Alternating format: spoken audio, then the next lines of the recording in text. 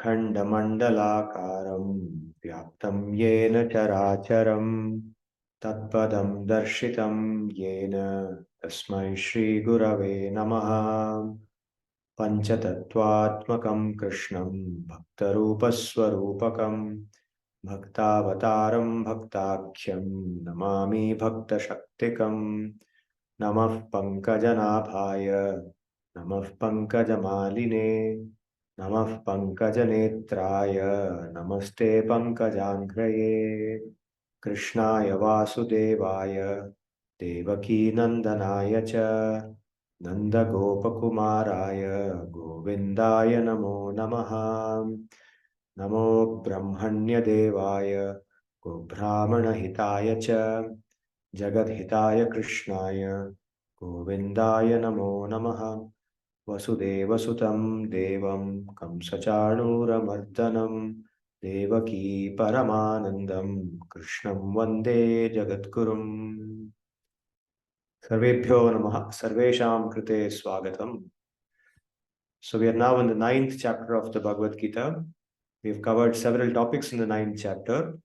In particular, in the very last shloka that we did in the last session, this was 22, 9th chapter, the 22nd verse. Ananyas chintayanto mam ye janah paryupasate tesham nityabhiyuktanam yogakshemam vahamyaham. So Sri Bhagavan said that those who perform ananya-bhakti to him. Ananya-bhakti is the topic of the 9th chapter of Bhagavad Gita.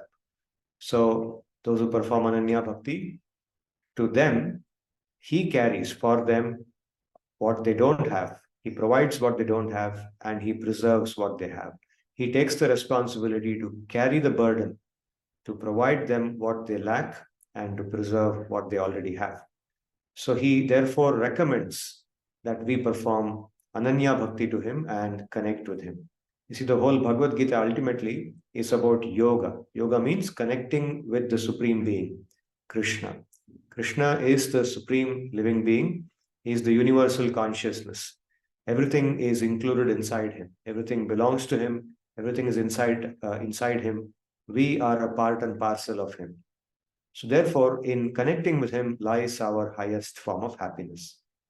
Now, going forward in the 9th chapter, after speaking this, he says, Ye pyanya devata bhaktaha yajante shraddhayanvitaha tepi mameva kaunteya yajantya vidhipurvakam.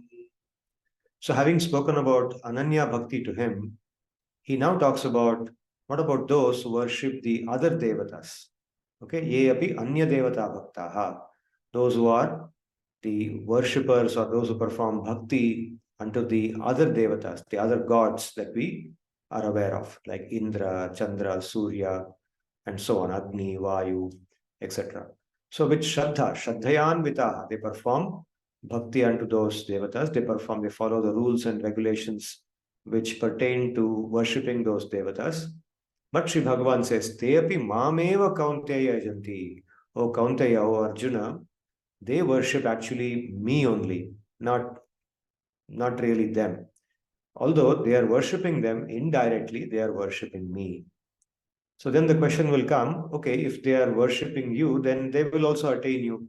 Just like the people who are worshipping you eventually attain you after this life is over, right? Or after some lifetimes are over, they are purified of all their pap, they become purified of their material tendencies, and then they attain you. Eternally, they become your associates. So which means if they are indirectly worshipping you only, by worshipping other devatas also, they will be able to attain you. He says no. Why? Because avidhi purvakam. Because that is not the process to attain me. The process to attain me involves worshipping me only.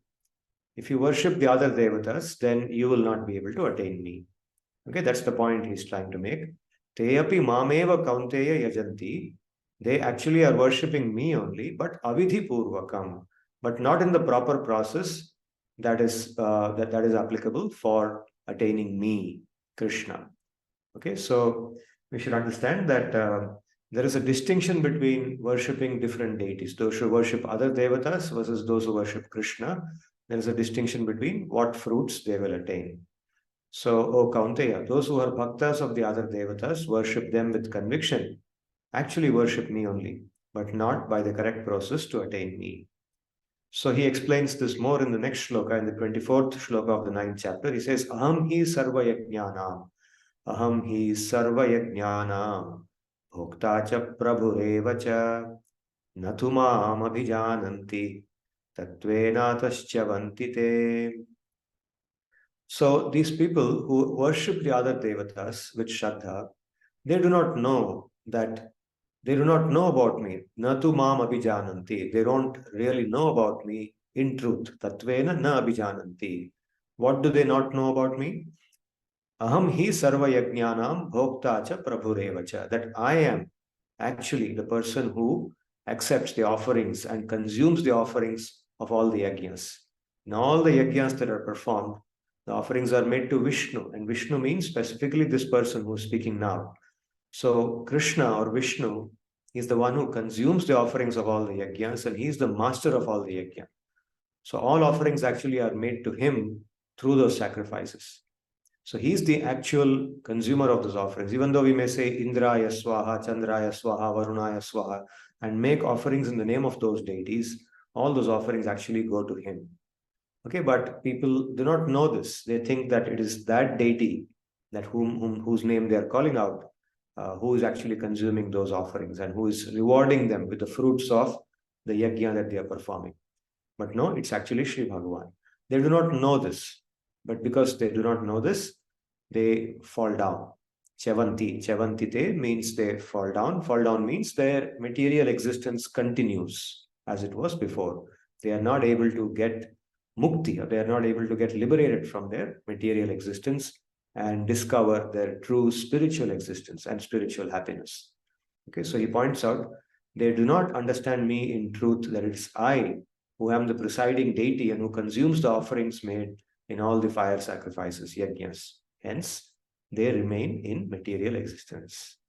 So, summing it up, in the third shloka, he says, 25th shloka of the 9th chapter, Yanti devavrata devan, pitrun yanti pitravrataha, bhutani yanti bhutejyaha, yanti madhyajinopi mam. Those who worship the devas, yanti devavrataha, they go to those devas. Pitrun yanti pitravrataha. Some people worship their ancestors. So such people, they go to the place where those ancestors are residing. Bhutani yanti bhutejyaha. Some people worship ghosts and spirits.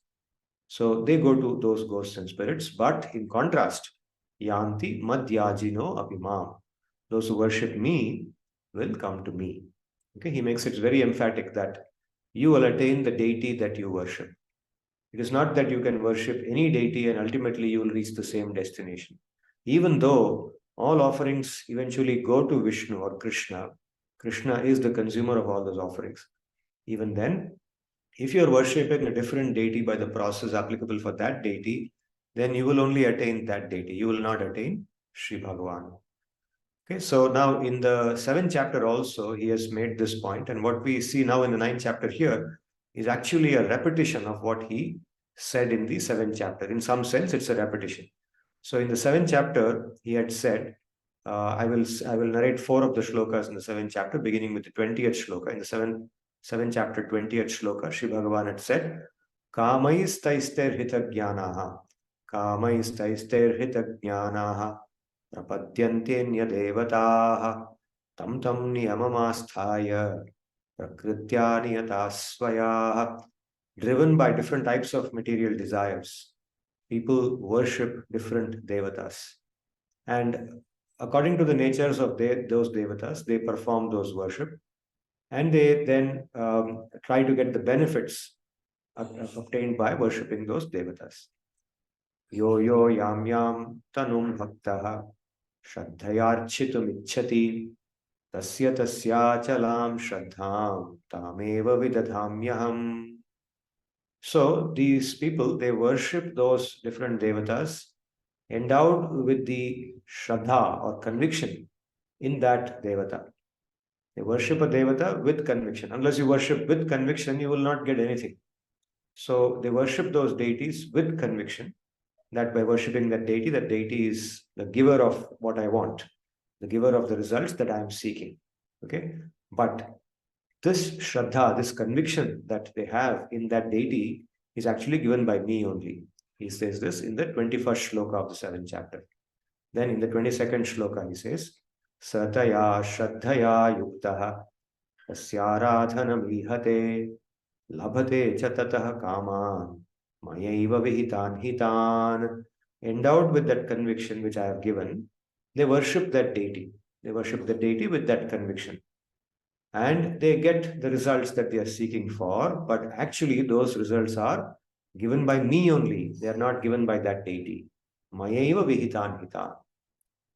And finally, in the 24th shloka, the 23rd shloka of the 7th chapter, he concludes. He says, Antavattu phalam tesham tadbhavatyalpamedhasam devan devayajo yanti mad-Bhakta yanti mamapi. Antavattu phalam tesham. The fruits that they obtain by worshipping those deities are temporary, antavat. They have an end. They last for some time. They are not permanent. They are not everlasting. Why? Because those devatas also are temporary. They are jivatmas. Or even if I have taken the form of that devata, in that form I exist only for some time. It is in one lifetime of that devata. So therefore, whatever that devata gives is also temporary. Just like the devata itself is a temporary post. I am also, the fruit that the devata gives is also temporary. Tat bhavati alpamedasam, he says in that shloka. So which means worshipping that devata, thinking that the devata is all in all, is actually less intelligence, a sign of less intelligence. Alpamedaha, those who are less intelligent worship those devatas. Yanti devavrata devan, yanti madhyajinopi mam. So he says, antavattu phalam tesham, tadbhavatyalpamedasam, devan devayajo yanti. So they will attain those devatas, but yanti madhyajino imam. Those who worship me will come to me. So you can see how this last portion of the 23rd shloka of the 7th chapter resonates directly with the 25th shloka of the 9th chapter. He says here, yanti madhyajino imam. Those who worship me will come to me. Okay. So there is a common belief in society that it doesn't matter if you for worship any god, it's the same, because ultimately all God is only one God. There's only one God. So you worship any God, any process you take, you will attain the same ultimate destination. But that theory is debunked here. It is not accepted in the Bhagavad-Gita. Yanti madhyajino imam. Only if you worship me, you will be able to attain me. Those who worship the devas go to the devas. Those who worship their paternal ancestors go to those ancestors.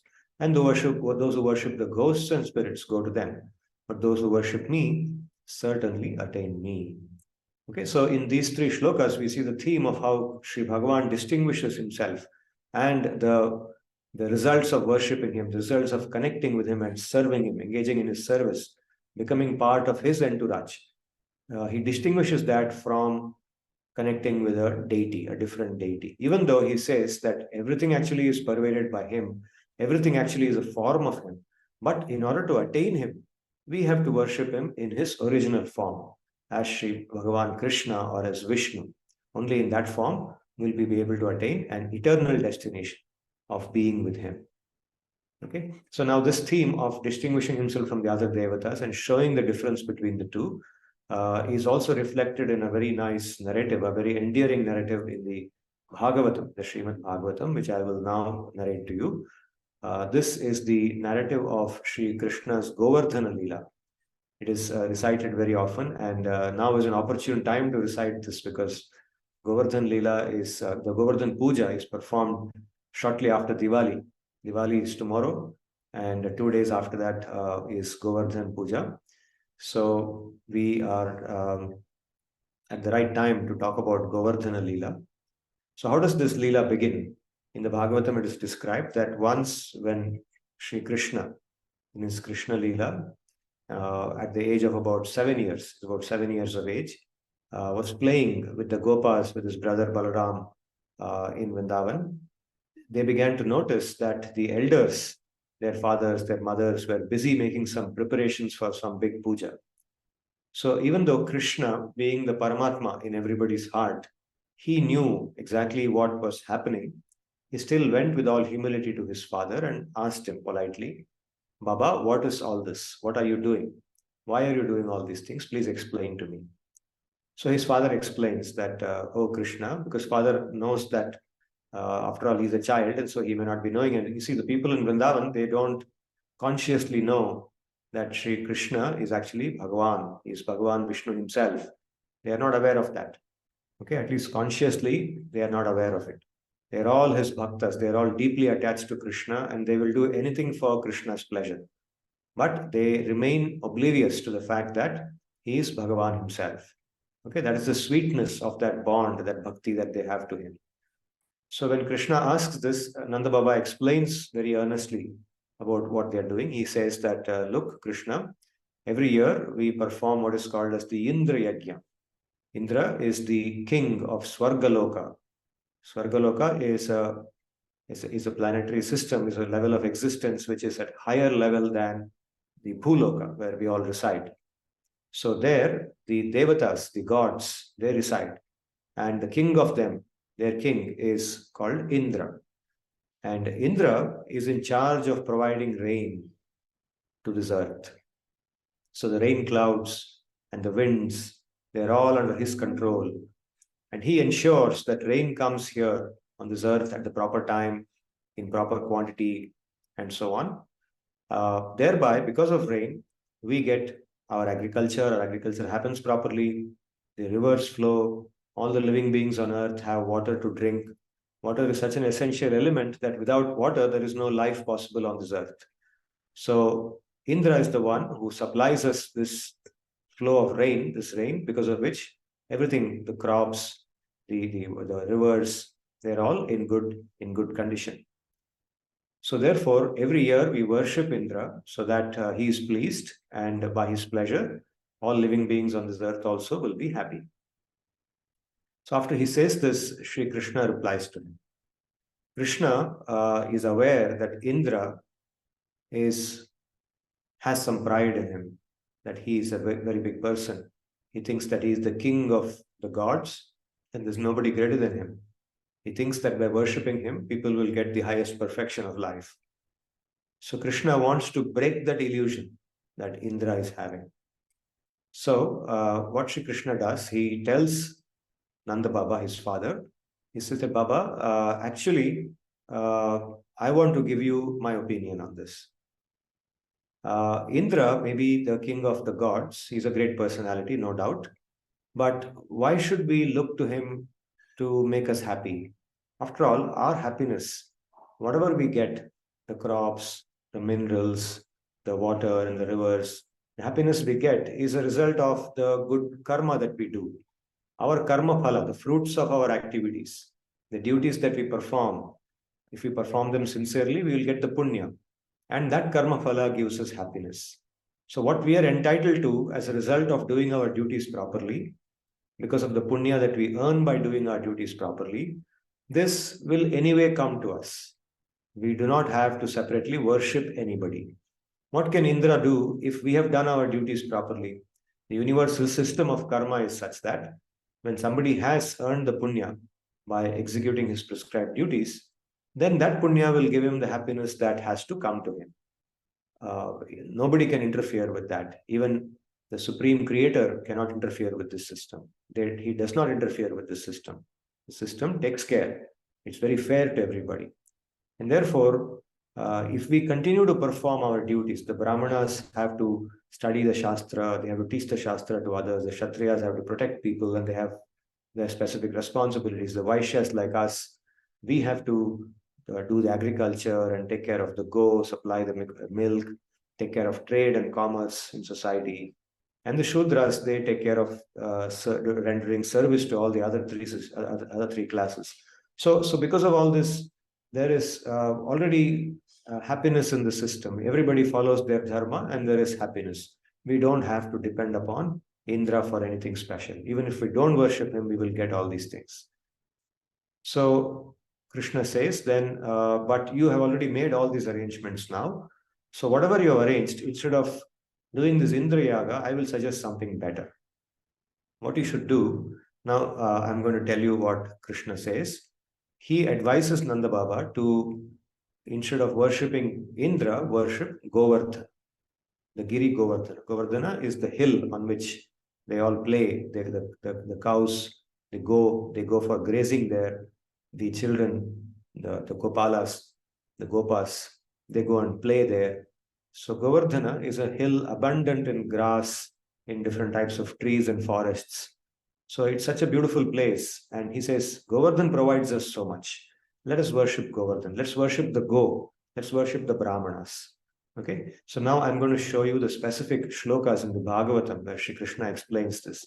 He says, Nanaf puro jana padaha gramana grihavayam vanaukasastata nityam vanashaila nivasinaha. You see, Baba, we are actually forest dwellers. We don't have a city of our own. We don't have a country of our own. We don't have any village which we can say is our own. We don't even have a definite house. We move from here to there. We are essentially forest dwellers. Vanaukasaha. Vanaukasaha means forest dwellers. Nityam, always. Vanashaila nivasinaha. We reside in the forests and the hills present in those forests. That is what we are. And therefore, Tasmat gavam brahmananam adrescharabhyatam makhaha ya indrayaga sambharaha tairayam sadhyatam makhaha. Says, therefore, let's worship the the cows and bulls that we have, the brahmanas. Let's worship the Adri. Adri means the hill, Govardhana hill. Makaha, let's start the yajna. Let's start a yajna by which these entities are worshipped. And whatever arrangements you have made for the Indra Yaga, Indra Yaga Sambharaha, all the arrangements, the items that you have gathered together to worship Indra, let us worship these entities and perform this yajna that I am now telling you with those items. Pachyantam vividhav pakaha supantav payasadayah sanyavapupashashkulyaha sarvadohascha grihyatam. So now, O Baba, please arrange to cook. Pachyantam means cook. Vividaha pakaha, variety of items, variety of dishes. Supantaha, supaha. The word supaha in Sanskrit actually exactly means what the English word soup means. You see, I think the English word soup has probably come from the Sanskrit word supaha.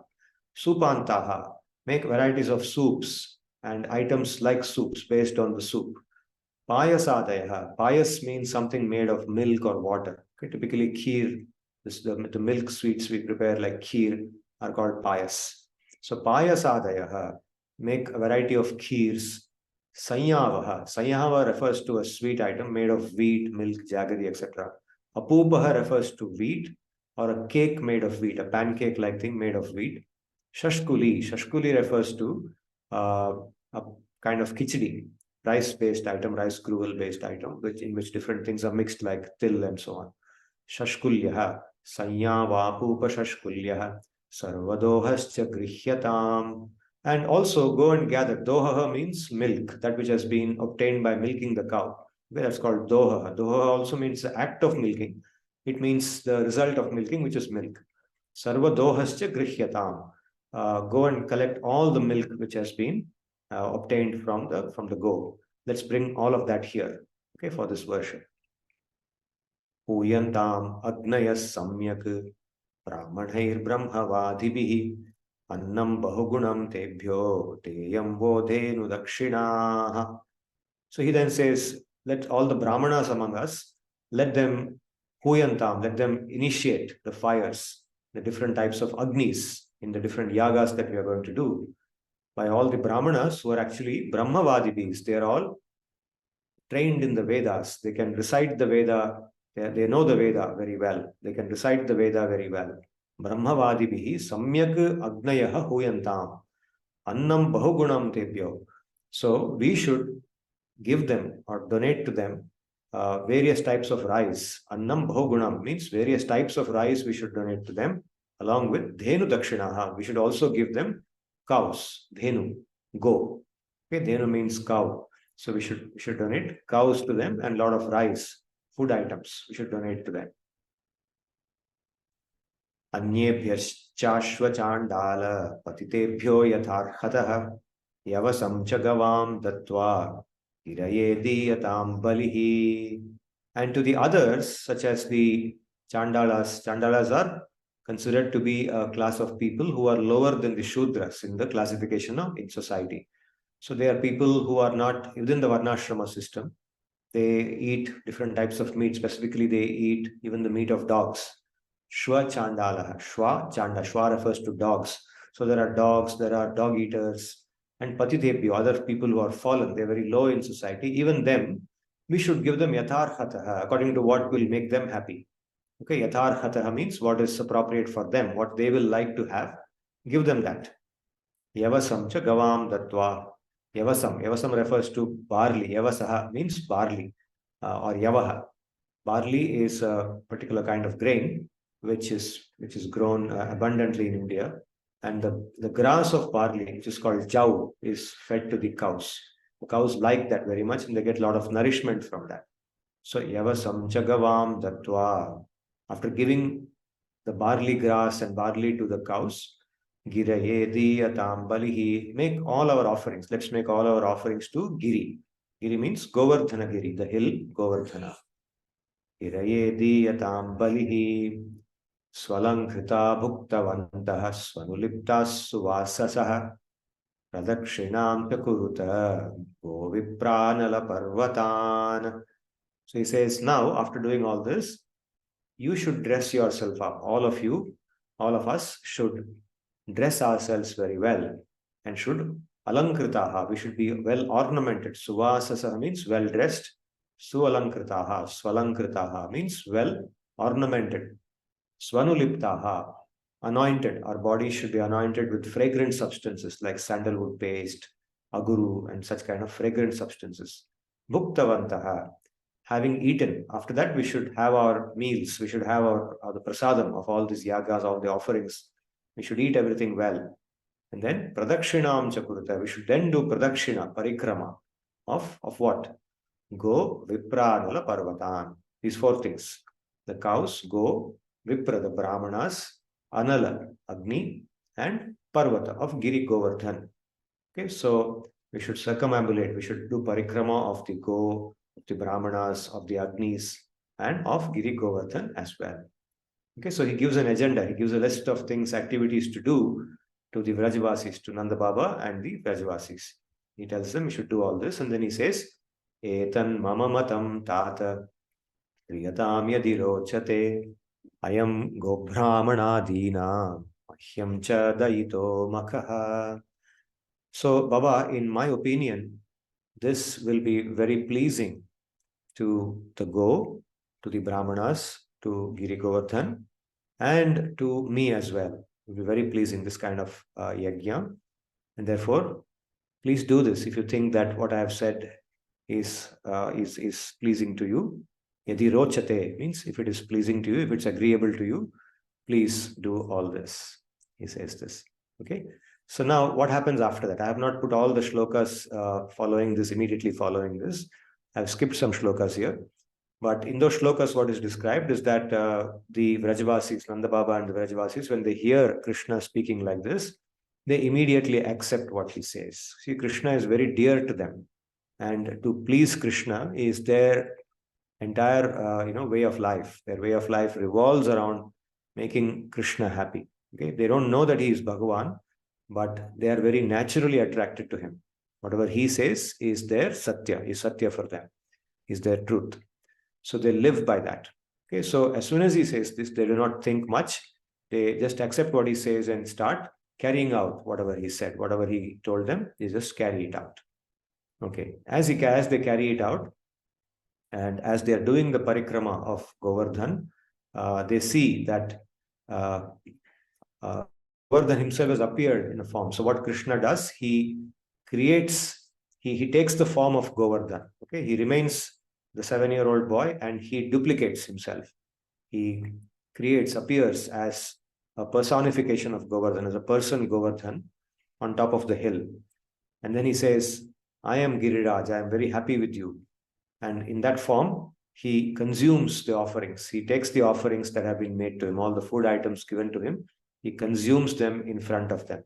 So Sri Bhagavan does this so that they develop the shraddha that yes, Govardhan is a person, not just a hill. It's a person, actually a deity, who is, who consumes, who accepts what we offer to him. So they see that this person appears. It's Krishna himself, actually, but they don't know that. And so they offer their obeisance to him. They all fall down, they offer their pranams to that deity. And Krishna also, along with them, he also offers pranam to that deity. Okay, so therefore, whatever he told them is now vindicated, and Govardhan has accepted their offerings. So they finish Govardhan Parikrama, and they go back to their homes. They're all very happy. Performed the Govardhan Yajna. Instead of Indra Yajna, they have all performed Govardhan Yajna. So what happens after this? Now, as you can suspect, as you might suspect, Indra is not very happy when he sees all this, because his yajna was due. He was waiting for it, and it did not come. And on top of that, it did not come not because some very elderly and wise people decided not to do, but a small kid, a 7-year-old kid playing around in Vrindavan, a forest kid, went and told his parents that this should not be done, and they believed him. Okay, so he's very upset. He gets puzzled as to why this happened, and he becomes very angry. So he decides to punish them. He says, I will show them who I am. They do not know me. Okay, they are just illiterate, uneducated, forest-dwelling people. They do not know who I am, and I should show them. I should give them due punishment by which they will realize the mistake they have done. So he decides to show his might, his power on these poor people. So he calls his clouds. You see, because he's in charge of rain, all the major clouds report to him. And there is one particular family of clouds called as the Samavartaka. So these Samavartaka clouds are very powerful clouds, so powerful that the torrential rain that they can create is enough to destroy. It can destroy the entire earth. It's used at the time of pralaya, what is called as pralaya. At the end of a period of time, there is pralaya. And in pralaya, the entire population is destroyed. Right? The cities, towns, everything are destroyed. So Samavartaka is used at that time. So he calls his Samavartaka clouds, not just some ordinary drizzle kind of clouds, but the huge Samavartaka clouds which can destroy entire cities, entire populations. And he tells them. Now here is Indra speaking to the Samavartaka clouds in the Bhagavatam. Aho Shrimad-Mahatmyam Gopanam Kananaukasam Krishnam Martyam Upashritya Ye Chakrur Deva Helanam. Aho, he says, oh, look at this. Shrimad-Mahatmyam. Mada means intoxication. Sri Mada, intoxicated by their wealth. These people are having an abundance. They're having prosperity. They're living a prosperous life. And see the intoxication that they have experienced because of that abundance they have. Shrimad-Mahatmyam, the greatness, how much inflated their intoxication is. Gopanam Kananaukasam. These gopas who are forest dwellers, of these people, see this intoxication, the inflation of their intoxication. Krishnam Martyam Upashritya, having taken refuge of Krishna, who is a Martya. Martya means someone who is prone to die. Okay, so the living beings, the population on this earth, on Bhuloka, is called as Martya. And this Bhuloka is also called as Martya Loka, because here the population is subject to death. Every person who's born also has to die someday, right? So they have taken shelter of a living being who has death. Unlike me, instead of taking shelter of me, Indra, who doesn't have death, I'm beyond death. That's what he thinks.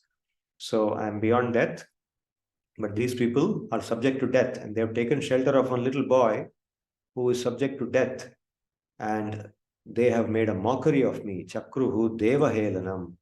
They have made a mockery. They have made fun. They have made a joke out of what they are supposed to do. Right? They just discarded the yajna that they were supposed to perform. Yatha dridhai karma mayaihi ratubhir nama naunibhaihi vidyam anvikshikim hitva titirshanti bhavarnaham. So see their plight. Having given up spiritual knowledge, Indra thinks that worshipping him would have been spiritual knowledge. He's actually wrong. It's not correct. Because after all, he also, being a deva, even though he's the king of the devas, he also has a limited lifetime. At the end of his lifetime, his life also ends and he has to take birth again. Depending on the punya and papa that he has to take birth again. He is also subject to the law of karma, right? But in his illusion, he has forgotten that. So he says, these people have given up spiritual knowledge, and instead of worshipping me, they are now performing some karma which appears to them, nibhaihi, which gives an appearance of a boat, now nibhaihi, which will help them to cross over this ocean, this material ocean, this samsara, material samsara, right? How foolish these people are. So he says, this is what they have done. Vachalam balisham stabdham agnyam panditamaninam krishnam martyam upashritya gopame chakrurapriyam. So they've taken shelter of Krishna, they've taken the refuge of Krishna, who is a martya. Once again, he says the same thing, Krishnam martyam upashritya. And he uses 5 more adjectives to describe Krishna. He says, Vachalam, a person who is very talkative, this small boy, like any child, he just goes on talking something meaningless. Balisham, very childish. Stabdham, arrogant, stupid. Agnyam means ignorant. This child Krishna is ignorant. Panditamaninam, but thinks of himself, although he is ignorant, he thinks of himself as a very learned person. Okay, so he says, this Krishna, who is actually a mere mortal, who is subject to death, a very talkative person, childish person, arrogant person, stupid person, ignorant person, but thinks of himself as a great scholar, such a person, these people have taken refuge and they have displeased me immensely. Chakrur me apriyam. They have done something that is very displeasing to me. And therefore, he's ordering his Samavartaka clouds, Yesham Shriyavaliptanam Krishnena Pitatmanam Dhunuta Srimadastambam Pashunnayata Sanshayam. He says, now go straight to Vrindavan, and these people who are covered by the arrogance of the affluence that they are experiencing, because of this prosperity, these people are experiencing arrogance. And Krishna has further bloated up that arrogance. Krishnena admapita atmanam. Their egos have been bloated up by Krishna's words. Dhunuta, remove that. Stimata stambam, remove the intoxication, the arrogance which has come because of the intoxication of their affluence. Remove it completely.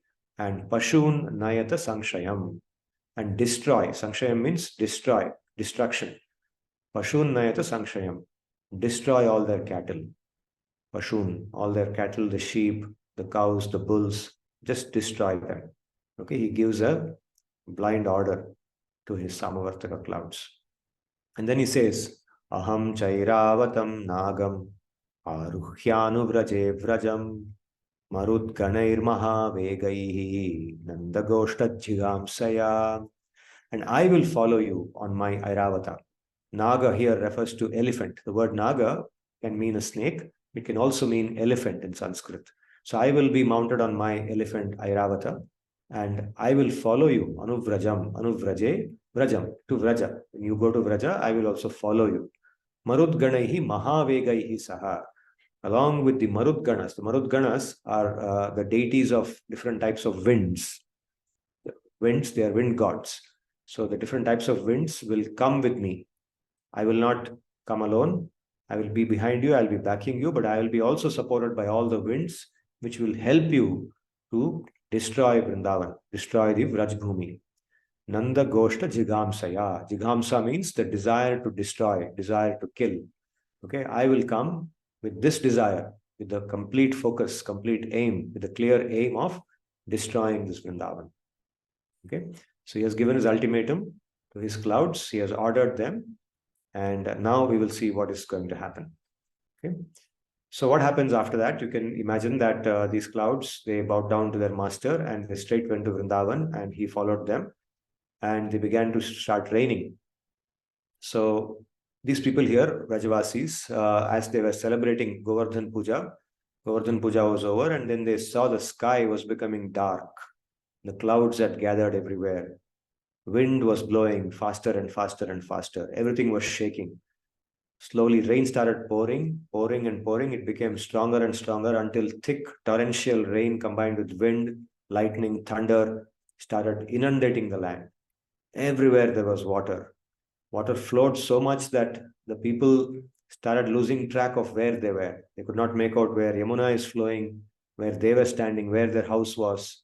They were losing track of everything. Everywhere there was water. What was above, what was below, nothing could be seen. There was darkness, there was lightning, thunder. It was panic, complete panic. Okay. So now what happens when bhakta panics, when there is a dangerous situation for a bhakta? Now, naturally, ananya-bhakta is always thinking of Bhagavan, right? His mind is always on Bhagavan. So when this happens, naturally, the bhakta will turn to Bhagavan and ask him for help. So the Rajvasis, they did exactly that. They went to Krishna and said, "Oh Krishna, now please protect us. We don't know what is happening, why this is happening, but we don't have any hope other than you. You are the only person who can take us out of this problem and help us. So please guide us, please help us, please rescue us from this situation." So now Krishna thinks, this is the continuation of the story in the 25th chapter of the Dashama Skanda of Bhagavatam. So Krishna is thinking, Tasman Macharanam Goshtam Mannatam Mat Parigraham Gopaye Swatma Yogena Soyam Me Vrata Ahitaha.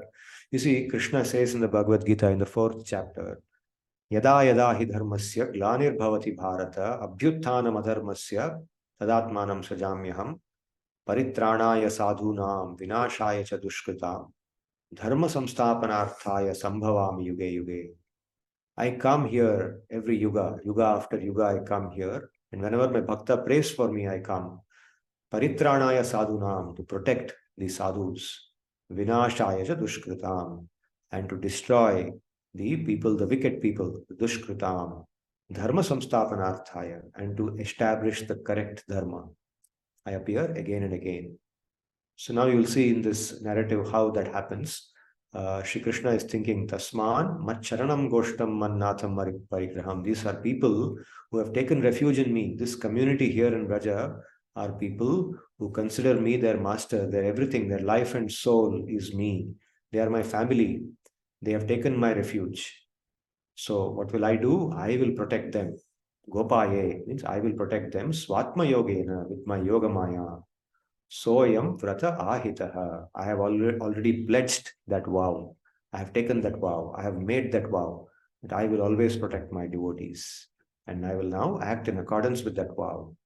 Ityuktva ekena hastena, ityuktvaikena hastena, kritva govardhanachalam, dadhara leelaya Vishnu, chatrakamiva balakaha. So thinking like this, what did Krishna do? With one hand, he lifted the entire Govardhana hill. Tadhara Leelaya.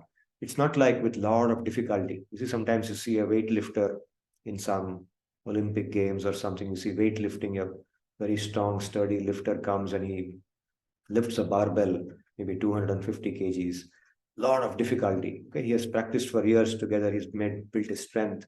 So with a lot of difficulty, he lifts the barbell, then holds it for a few seconds and then drops it. And then he goes away, right? Now, obviously, Sri Bhagavan did not do all those things because he is not a mortal. Okay, Indra says he is a mortal, but Sri Bhagavan is not a mortal. That is a misunderstanding of Bhagavan. He is not an ordinary human being. So how did he lift it? He lifted a hill, but he lifted it leelaya, means very playfully, very casually, very gently. He just lifted the hill as if Vishnu is Krishna, referred to here in the shloka as Vishnu. Chatrakamiva balakaha. How easily was it for him? How easy was it for him?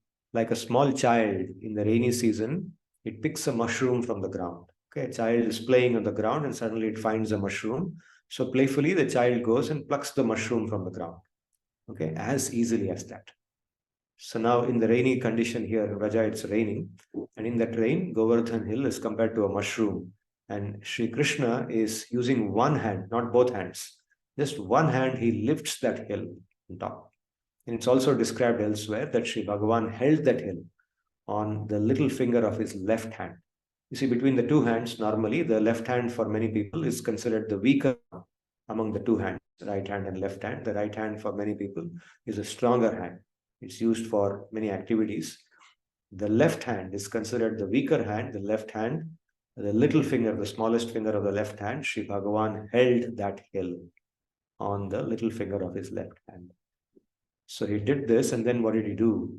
Ataha Bhagavan Gopan Hemba Tata Vrajaukasaha Yathopajosham Vishata Girigartam Sagodhanaha. So he told them, he told all the Vrajavasis and Gopas when he is holding the hill, he says, please now come underneath the space that has been created because of my lifting this hill in this space. All of you come, and come, don't have to rush, don't have to worry. Yathopajosham means as convenient to you, according to the way in which you want to come, please come, and please come sagodhanaha. Bring all your possessions, your your cows, your bulls, and all the other possessions you have, your family members, your objects, items, all them you can bring casually, and please come here. Okay? So he tells them that. Natrasa iha karyo madhastadri nipatanat vata varsha bhayenalam tatranam vihitam hivaha. Natrasa iha karya. There is no need to fear madhastadri nipatanat. This adri, this hill that I am holding, will not fall down. You do not have to fear that this hill will fall from my hand. Don't worry, you don't have to fear. Vata varsha bhayenalam. Enough of the fear that you have already experienced from the wind, the rain, and so on. Now there is no need to fear anymore. Okay? Tatranam vihitam. You already carried that fear, but no need of it. Enough of that fear. Please become fearless and come under this hill. Come under this hill. Tatha nirvivishur gartam krishnashvasita manasaha yathavakasham sadhanaha savrajasopajivinaha. So accordingly, the Vrajavasis, they followed whatever he said, and their minds had been completely pacified. All the panic that they had been experiencing now because of the wind and the rain and everything, that panic went away. Their minds became peaceful, and they casually, according to their convenience, not that there was any jam and they were pushing and falling over each other, they very comfortably came under the hill. And yathavakasham, where they found space, according to the space that they found, they went and stood there. And they came sadhanaha, sopajivinaha, with all the dependents. Upajivinaha means all the dependents that they had, like their parents, their children, their relatives, the sheep, the dogs, whatever was living with them, they brought all of that, and they came and stood under the hill. Shutring yatham sukapeksham hitva tair prajavasibihi vikshyamano dadharadrim saptaham nachalat padat. So then what happened? They are under the hill now, and Sri Bhagavan is holding this. And how is Sri Bhagavan holding this hill? Saptaham, he says, dadhara adrim saptaham na achalat padat. He did not move one step. He just did not move. He stood like a deity for 1 full week.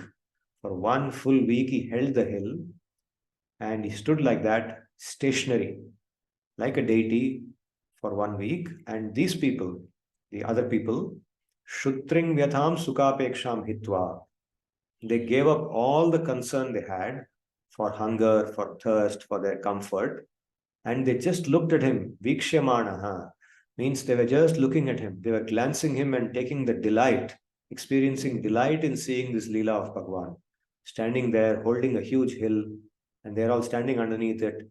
And he's so fixed, he's so calm, he's not struggling to hold it. He's not like, oh my God, how do I hold this? He's not like that. He's very comfortable, very cool. And he's holding this and he's smiling. And they're all standing there and looking at this wondrous sight.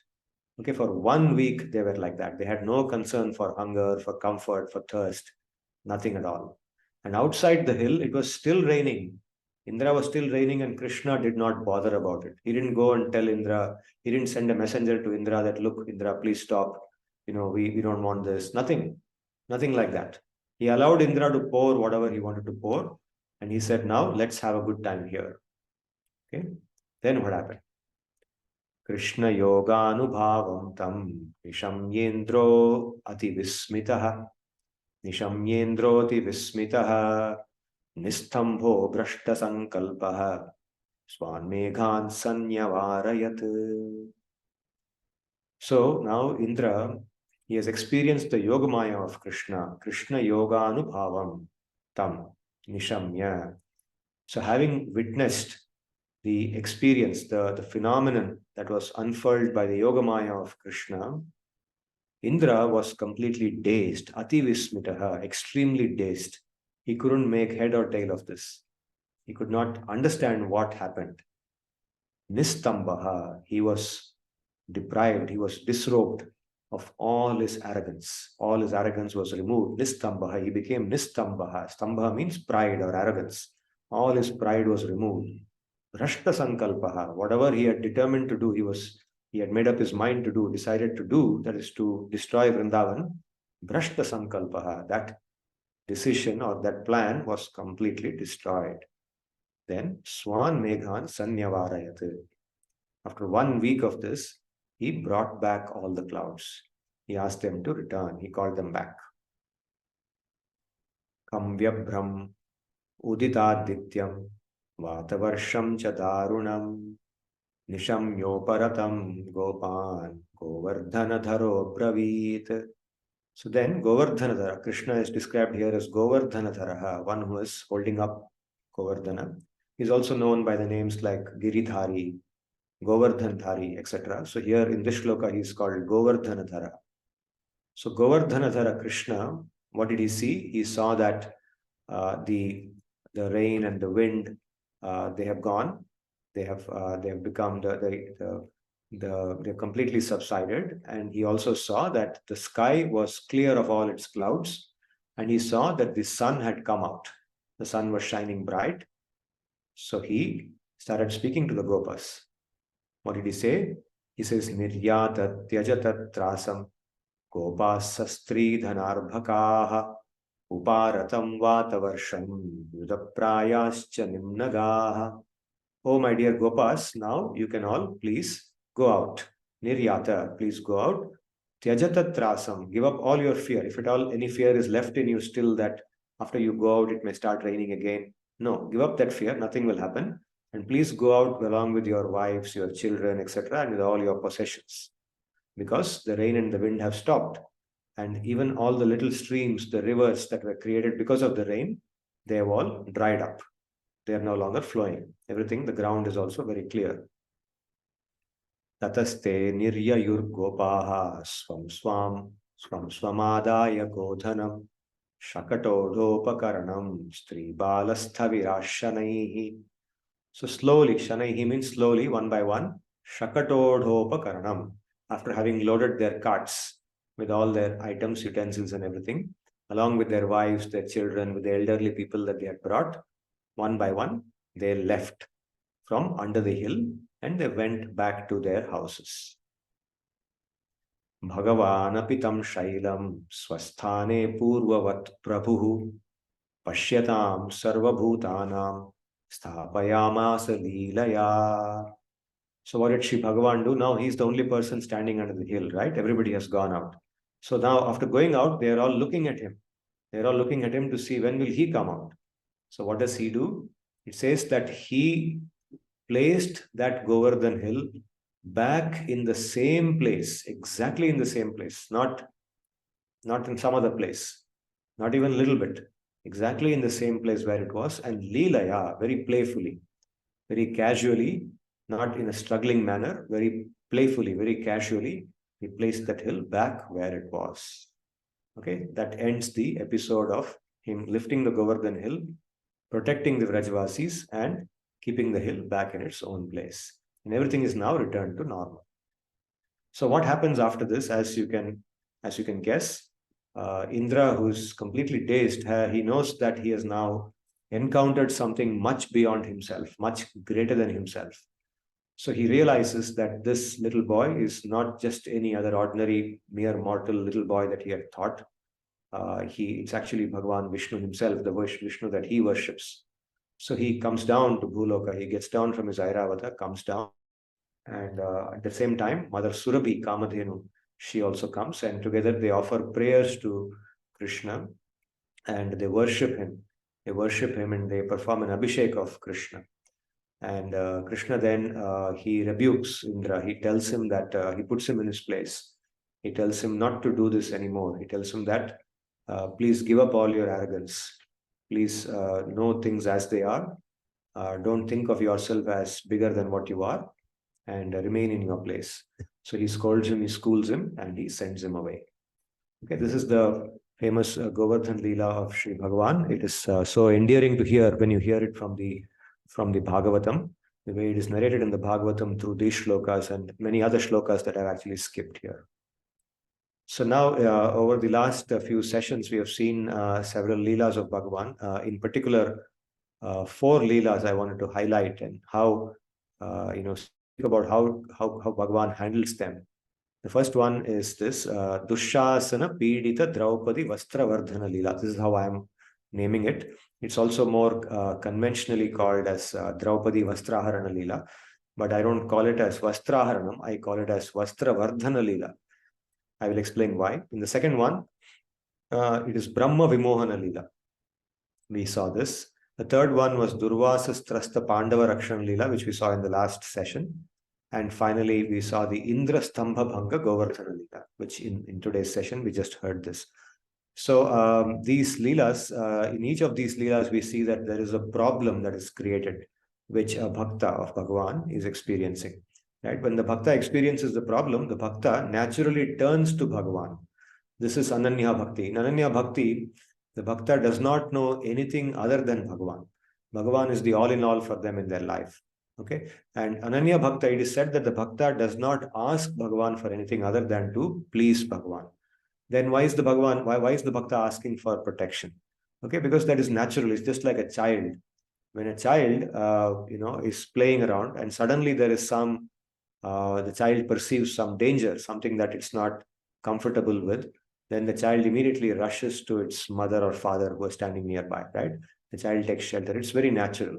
So the Bhakta turning to Bhagavan is not out of some selfishness, in the sense that the Bhakta wants something like a selfish person would want, a greedy person would want for themselves. Protection, to actually go to Bhagavan when there is confusion, when there is protection, is natural for a Bhakta. This bhav between the Bhakta and Bhagavan should be appreciated as it is.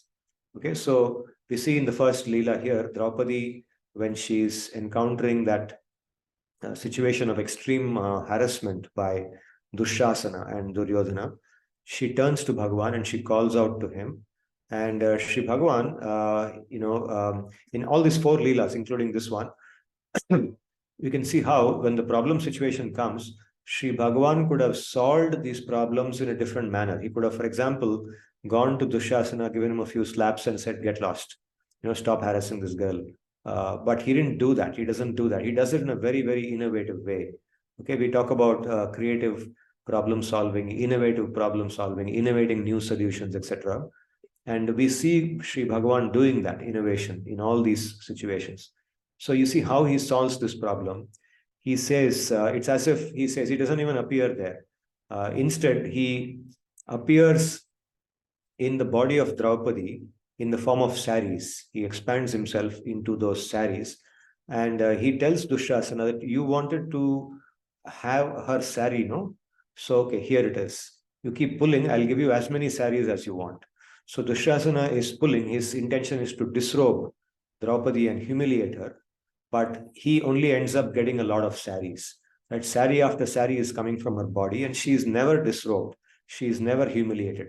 She does not experience actually what we can call humiliation, right? Although he tries to humiliate her, it is he who gets humiliated, Dushasana.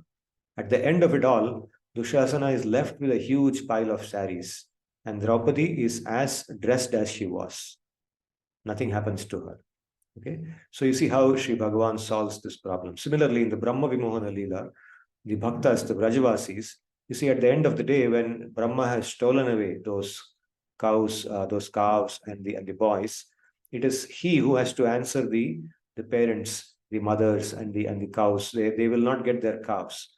So he could have gone behind Brahma and punished Brahma. He could have confronted Brahma one-on-one and said, give back those boys and the cows, and brought them back. But he doesn't do that. He said, Brahma, you want to have those cows and boys? Okay, go on, take them. I'm not bothered.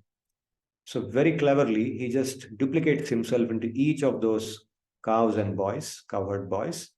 And when they go back home, nobody is able to make out. None of the mothers, the cows, even Balram is not able to make out that these cows and boys are not the original cows and boys, but Krishna himself. The duplication is so perfect. And for one whole year on Bhuloka, Krishna continues like that. That Leela is so enchanting that for one whole year, nobody knows what has happened. Right? And Brahma has no clue what's going on. And the way in which he reveals this to Brahma, absolutely stunning. And similarly, the problem when Durvasa comes to the place where the Pandavas are in the Vanavas, and Draupadi is completely caught, in a situation where she cannot feed them. The Akshaya Patra, which she was using to feed people, now she has already had her meal, and once she has had her meal, then the Akshaya Patra will not work until the next day morning, right? Until the sun rises again the next day.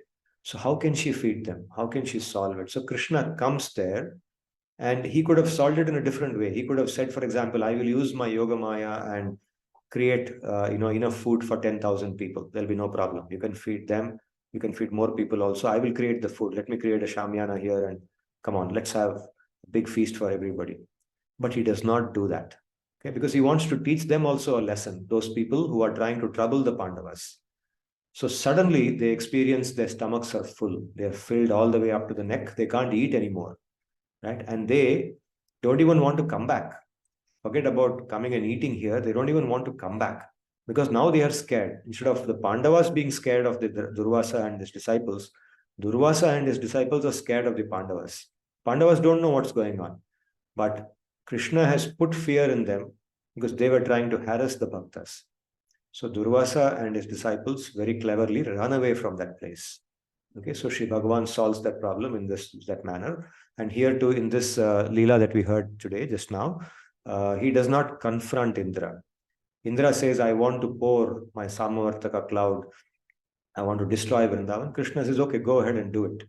You pour as much rain as you want, you create thunder, lightning, and let's see what happens. So he goes on pouring, pouring, and pouring. And Krishna protects his Vrajavasis in such a way that they do not have to confront Indra at all. They are very comfortably standing and blissfully looking at Sri Bhagavan's form and enjoying that sight for one whole week. One whole week, Indra goes on pouring and then realizes that all that he has done is completely futile. Okay, so to destroy his pride, Sri Bhagavan does the Leela in that manner. So in each of these four Leelas, you see how Sri Bhagavan solves the problem for his bhakta in a very creative manner, and at the same time ends up educating that perpetrator, the aggressor, the person who created the problem, also gets a lesson from Sri Bhagavan indirectly in the meantime. And in none of them, Krishna actually confronts that perpetrator or makes his bhakta confront that perpetrator. Okay, the problem is solved in a very beautiful manner. So this is the beauty of bhakti, and this is the beauty of Krishna. If we bring Krishna into our lives, we live with him, we depend upon him, then when problems come, we will know how to cope with them. Of course, it's important to know that bhakti is not about calling out to Krishna only when we have problems. Bhakti is being connected with Krishna all the time. Even when there are no problems, when everything is going well, even then we connect with Krishna because we want to please him. We want to live according to his desires. He is the greatest well-wisher for this entire universe. We want happiness. We want a society which is happy. We want peace. We want cooperation. We want fairness. We want justice. We want honesty. We want lack of corruption. We want everything, and all this are possible if we bring Krishna into our center. And that is the message of the Bhagavad-Gita. So with this, I will stop for today, and I will be happy to take any questions or listen to your comments based on whatever we covered today. Sir, I had a question. Yeah. So, in one of the slokas, Indra says, Srimats, okay, they are intoxicated by their wealth. But now we also see that we do not say Gita, we say Srimad Bhagavad-Gita or Srimad Bhagavatam. So there, that was used in a very derogatory sense. It's a different word actually. This is mother. Mother. That is Srimad. That's not mother. It's mat. Srimad Bhagavad Gita. Not Srimad Bhagavad Gita. It is the. Here it is the. Mother. That is id. Idbha. Can you please go to that slide?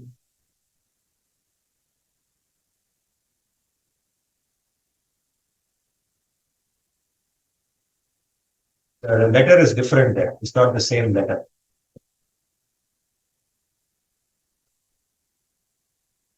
It must be mother, not mad. Mother. Acha, okay. So how does the in Hindi when you read, you will read it as id. Mad you will say. But in Sanskrit it is not mad. It is mother. You put the, you read it as the, not as id. In Hindi, for example, you say Ram. In Sanskrit it is Rama. Yes. That's why you are getting confused. So what is the Sri difference? Mother? Mother means intoxication in Sanskrit. Sri Mat means one who is endowed. Mat comes from the Matupa Pratyaya. Matupa means like Sri Mat, Shriman, one who has Sri. Sri Mother means intoxicated by Sri. Shriya Madana. Intoxicated by Sri.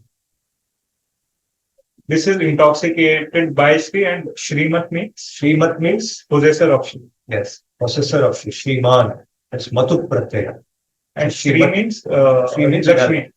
Lakshmi. Shri basically means Lakshmi. In the context in which we are reading them, it should mean wealth, possessions, opulence, etc. etc. But in case of Srimad Bhagavad Gita, in Srimad Bhagavad Gita, the Shriman Shabda is used, Matu Pratyaya, not Shri Mother. Okay. Mother is not used there.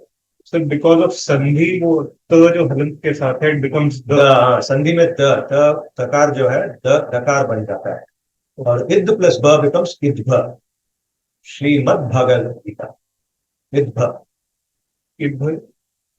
Shrimad Bhagavad Gita का जो ब है और श्रीमद् का इद है, दोनों मिलके इद्भ होता है. Okay okay. तो सर इसका ख्याल करो. Okay okay, got it. अगर यहाँ बोर्ड होता तो मैं बोर्ड में लिख के आपको बताता, पर अभी बोर्ड नहीं है ना. श्रीमत प्लस भगवतो तो और भगवत द में संधि कर. Sir, also another question. So we talked about how devatas become devatas. They hold those posts because of the virtue of their previous karmas. Yes. Punya. And also that these are materialists by nature, right? But now, since they must have extraordinary punya, so it will not come without knowledge. So even, in one mantra, I think you told 1,000 chaturvidas are present, right? Yes. So now even the Indra for any mantra would know that, especially today, if I talk about today. So in Kali Yuga, we know that especially after Adi Shankaracharya's debate with Mandana Mishra, the Purva Mimamsa school of Karma Kanda has taken lesser prominence. And the more the educated people are in today's world, they follow more of Vedanta. So they do not follow more of Karma Kanda. And even the Karma Kanda is getting lesser and lesser prominence, or even we do not know if it is being followed in proper vidhi or not. So the occupier of that post would be aware that, okay, I might not get all the offerings or any offerings rather at certain points of time. So then still would that person get in that yuga that material enjoyment, or in some other form some material enjoyment would come, or why this arrogance, in other words? That deva.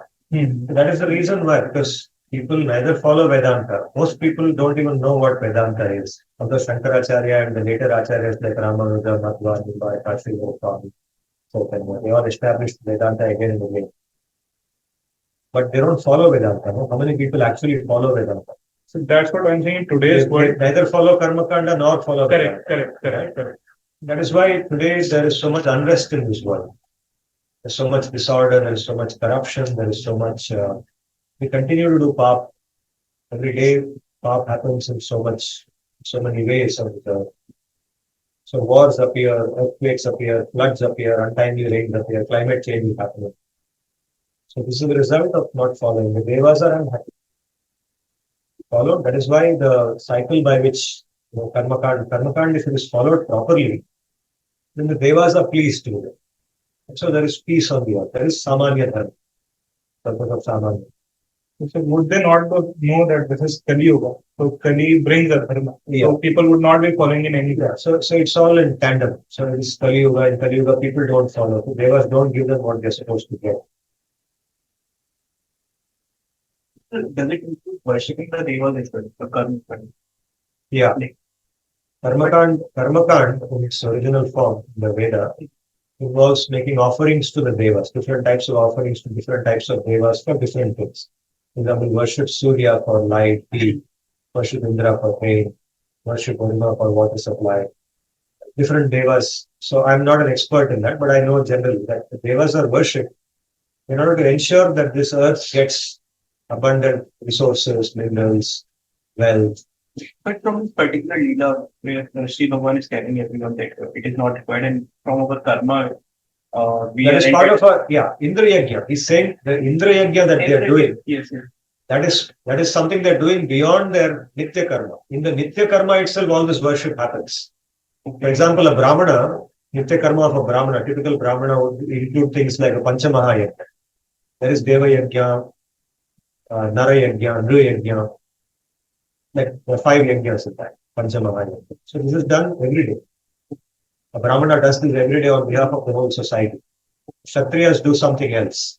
So everybody does different types of activities, ultimately supporting the yajnas that the Brahmanas do. And through the system of yajnas, offerings keep going to the devas by Nitya Karma. What they are doing now in Raja, the beginning of Govardhan Leela, is a Naimittika Karma.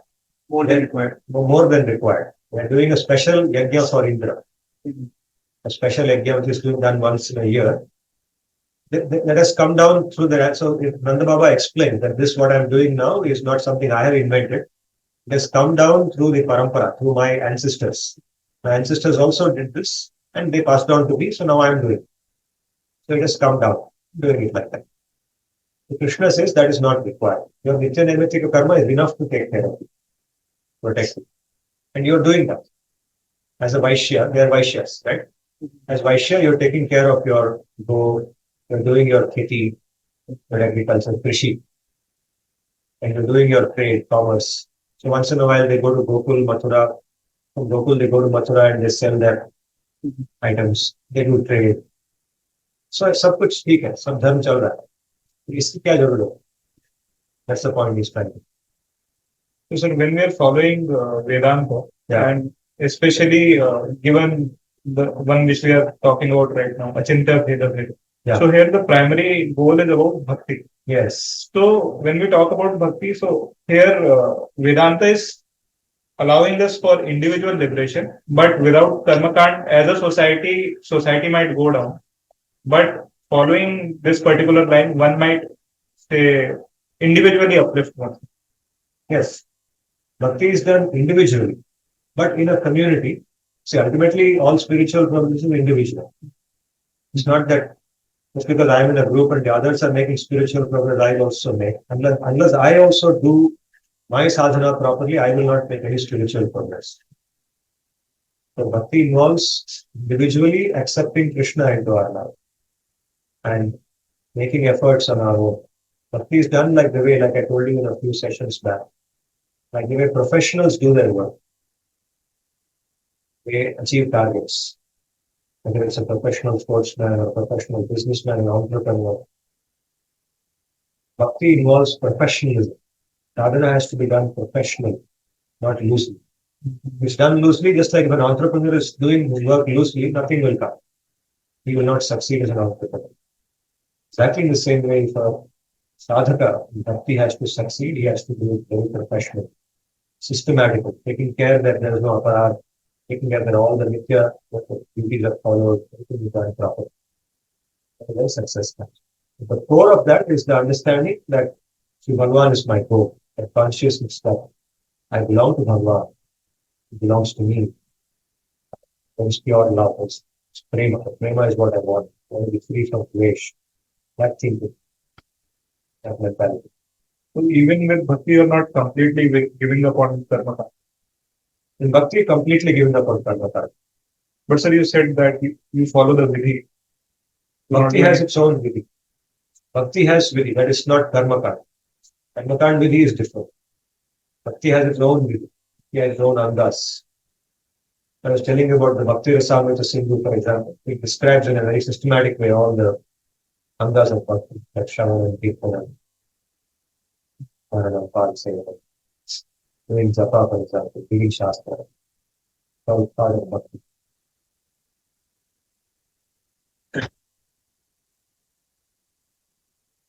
Begins with the process of bhakti begins by adopting some very simple principles, staying away from certain unwanted things consciously, like intoxication, right? Gambling, staying away from non-vegetarian food, giving up non-vegetarian food of all forms, including eggs, fish. Okay, in Western countries, eggs are considered to be vegetarian. Right? I had an experience with that. So, giving up all of those things, staying away from smoking, things like smoking, all kinds of intoxication, unwanted things. Practicing japa. Japa is the most fundamental practice of bhakti. Japa of Nam, Harinam. Not of any arbitrary mantra, but Harinam, the names of, as received from the Guru. The Guru gives that mantra. One does the japa of the mantra.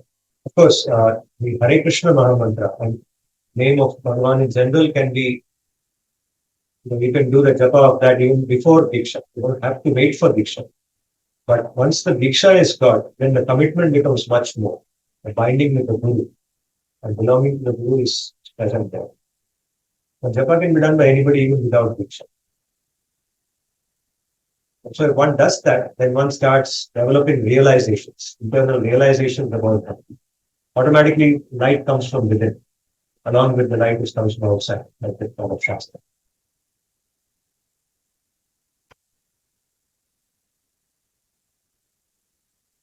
Does anyone have any other questions? We are already at 8 o'clock. It's a much longer time there. Just a casual question. So we did not cover the Shastra, Vastra, Varna, like We covered actually. 2 sessions back, we covered. Shastra. I don't know if you have probably missed this session. We covered that 4 or 5 sessions back, right? Peksha remembers. Properly, no? Does anybody Maybe not 4 or 5 sessions back, but several more sessions back. Maybe not 4 or 5 sessions back. We covered it. I'll cover it again after some time. Just blank out there. 3 I remember, but two sessions of Vastra, Varna. It was not 4 or 5 sessions back. It was more than that. It was more than that. And the last 3, the other 3 were more recent. ॐ स्वस्ति प्रजाभ्यः परिपालयन्तां न्यायेन मार्गेण महिषाः गोब्राह्मणेभ्यो शुभमस्तु नित्यं लोकाः समस्ताः सुखिनो भवन्तु ॐ तद्विष्णोः परमं पदगुं सदा पश्यन्ति सूरयः दिवीव चक्षुराततं तद्विप्रासो विपन्यवो जागृवागुंसः समिन्धते विष्णोर्यत्परमं पदं पर्याप्त्या अनन्तरायाय सर्वस्तमोतिरात्र उत्तममहर्भवति सर्वस्याप्त्यै सर्वस्य जित्यै सर्वमेव तेनाप्नोति सर्वं जयति ॐ शान्तिः शान्तिः शान्तिः हरि ओम तत्सत् धन्यवादाः पुनर्मिलामः थैंक यू ऑल